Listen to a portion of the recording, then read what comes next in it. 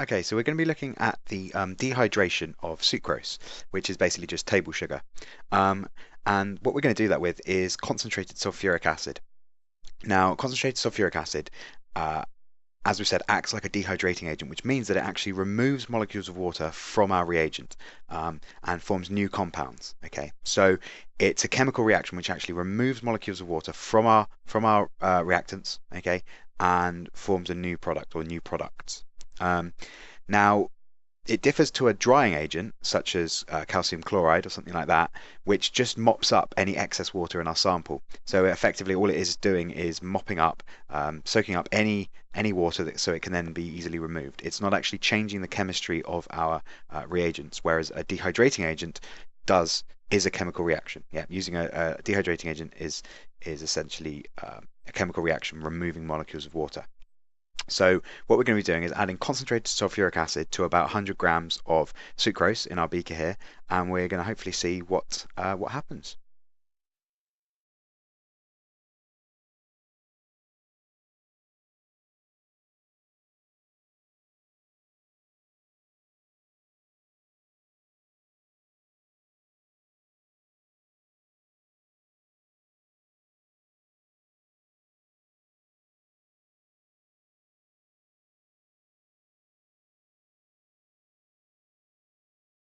Okay, so you can probably seeing it start to go quite dark now. It's actually looks like a dark brown, and it'll actually look black in a minute. And that's the solid carbon being formed. So the sucrose is being dehydrated, and it's basically forming water and carbon.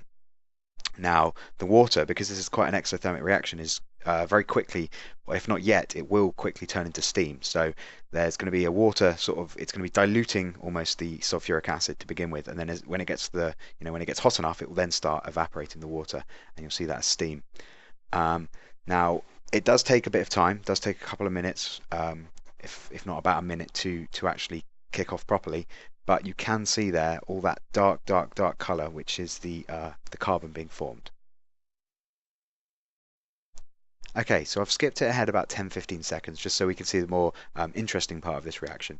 And what you'll notice is a lot more water vapor is now being given off. All of that steam that you can see there is due to the exothermic reaction causing all the water that's left that's being created there to turn into steam. And what that's doing is it's causing our carbon structure to actually grow out of the beaker.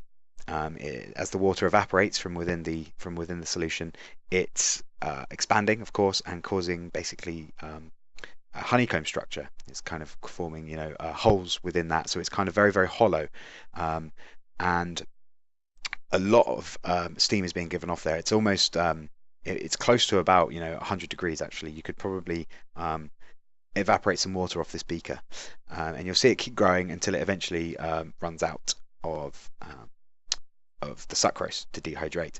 And we can see the reaction there. We've got sucrose on the left, which is being dehydrated to form carbon and H2O. Yeah, so it's a simplified example of what the reaction is, but it's very exothermic, and all that water that's being formed is immediately turning into steam. So that's why we can see so much steam being given off there.